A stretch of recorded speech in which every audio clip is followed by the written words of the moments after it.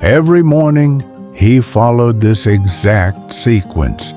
90 days later, he didn't recognize himself. Picture a man staring at his reflection, hollow eyes, slumped shoulders, swallowed by regret. No ambition, no spark, broken.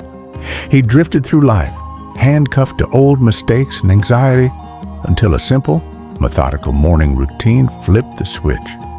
Cold showers, journals filled with truth, meditative detachment, consistent physical and financial check-ins. It felt almost too mundane to matter, but that was the point.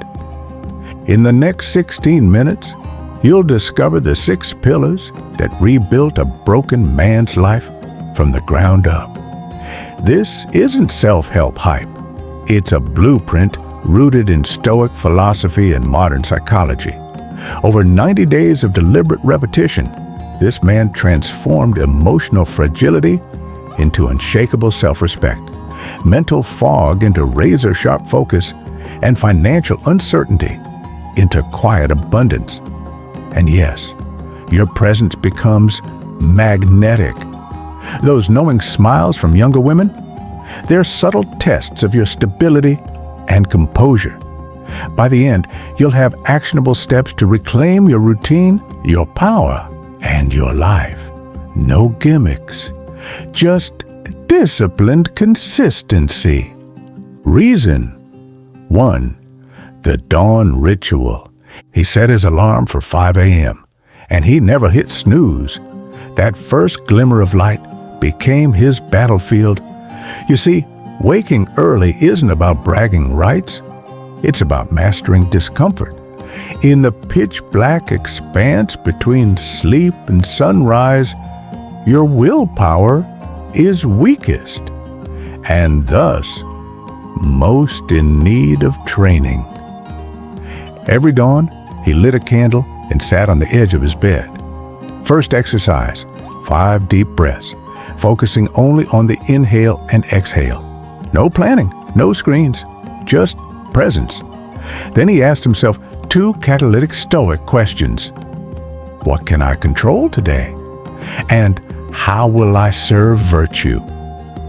By externalizing these queries, he learned to separate urgent distractions from genuine purpose. Next, he opened his phone, not to social media, but to review his personal mission statement.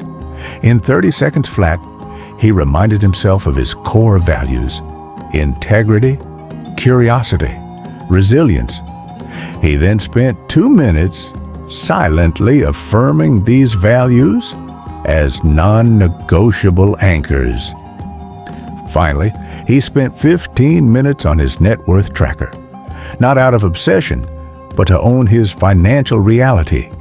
He saw patterns, unnecessary subscriptions, spending spikes, small wins. These insights guided weekly micro-adjustments. Within days, the habit stuck. Sunrise became a reward, not a nuisance. He stepped outside to watch dawn's color shift, shoulders squared, mind steel forged. That silent, victorious moment became his most potent social signal. A man who values time will be valued in return. Reason 2. The cold shower baptism. 2 minutes under ice-cold water sounds masochistic because it is. Yet that daily ritual morphed into his greatest teacher. Cold showers shock the autonomic nervous system, releasing a rush of adrenaline and endorphins. It's pain with a reward. The body learns resilience. The mind learns mastery. On day 1, his teeth chattered, heart pounded, and his instincts screamed retreat. But he stayed, counted breaths, focused on the sensation traveling from scalp to toes. This immersion in acute discomfort trained him to observe fear without reacting. By week 2, he introduced intentional affirmations beneath the spray. I choose discomfort to grow stronger. The cold became a physical mantra reminding him that all progress lies beyond comfort zones. Physiologically, he noticed better circulation, improved mood, and reduced inflammation. Psychologically, he developed a posture of anticipation rather than avoidance. Every stressful email or awkward social moment now triggered a silent echo. If I survived that cold, I can handle this. His body language shifted, a relaxed sternum, lifted chin. When he walked past a coffee shop, the barista, a woman in her mid-20s, offered a spontaneous smile. It wasn't attraction to the cold shower per se, but to the aura of resilience and self-discipline emanating from every pore. Reason 3.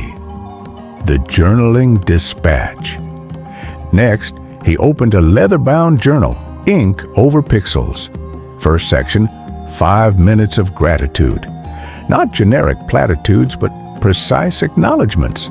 The steady hum of his vintage turntable, the unwavering loyalty of an old friend, the lesson in a missed deadline. Gratitude turned complacency into abundance. Section 2. 5 minutes of reflection. He asked, "What did I do yesterday that aligned with my values? Where did I fall short?" He wrote without judgment, observing patterns, a tendency to dodge difficult conversations or impulsively scroll news feeds. Recognizing these habits stripped their power. Section 3. 5 minutes of strategy. He set one daily target, personal, financial, or relational. Maybe it was a 10-minute call to his accountant, or drafting an email to an estranged friend, or investing $20 in his brokerage account. These micro goals built momentum day after day. Over 90 days, his journal swelled with narratives of growth. He could trace the moment he finally confronted a toxic business partner, or when he asked for a promotion with calm confidence. That record became a testament. Progress isn't always seismic. Often, it's incremental. In social settings, he no longer fumbled for topics. He carried stories, raw takeaways from his self-examination. Younger women noticed the depth. A man who speaks from lived experience, not recycled talking points. Reason 4. The detachment meditation. With mental clutter cleared, he dedicated 10 minutes to detachment meditation. Seated, eyes closed, spine erect, he focused on his breath. Thoughts surfaced, work stress, health worries, relationship doubts. Instead of engaging, he named them, there's anxiety, there's desire. Then he let them drift like leaves on a stream. This practice distilled the Stoic dichotomy of control. Some forces are external, our responses are internal. Feeling a ripple of anger? Label it, then return to breath. Craving praise? Acknowledge, then let it pass. Over weeks, impulse faded. He stopped reflexively checking messages during conversations. He responded calmly to criticism, using it as data rather than a personal attack. In one example, a colleague dismissed his idea in a meeting. The old him might have snapped back or slunk away. Now, he inhaled, released the urge to react, and replied, "I appreciate your perspective. Let's explore why this could work." The room shifted.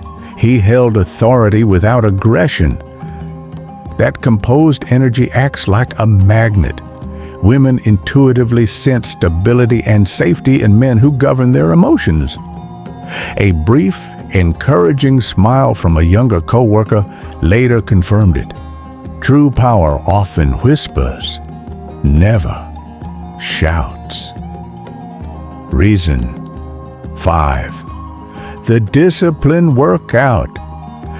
Physical discipline amplifies mental discipline. He alternated between strength training and moderate cardio, 3 to 4 times weekly. But he ignored vanity. No chasing a six-pack or professional athlete's PR. Instead, he focused on functional metrics. Can he squat to floor and rise unaided? Can he sustain a brisk 30-minute walk without fatigue? Each session began with a 2-minute mobility warm-up, hip circles, shoulder rolls, honoring the body's need for readiness. Then came compound movements, deadlifts, push-ups, rows. He tracked loads and reps in his journal, celebrating incremental improvements. Cardio days featured brisk walks with no phone, just observation of surroundings and body cues. He learned to sync breath with footsteps, forging a mind-body connection seldom experienced in front of a screen. Beyond physical gains, stronger posture, more energy, the routine sculpted consistency. He adopted the mindset, if I can show up for myself in discomfort, I can show up for others in moments of need. Reason 6. The financial check-in. Finally, he devoted 10 minutes to financial clarity. No spreadsheets sprawling across screens, just a concise review, account balances, upcoming bills, recent expenditures. He noted anomalies, a forgotten subscription or splurge dinner that didn't align with values.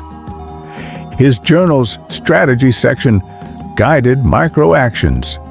Automate a recurring transfer to savings, schedule a call with a financial advisor, read a chapter summary of a classic investing book. These small strides fortified his sense of security.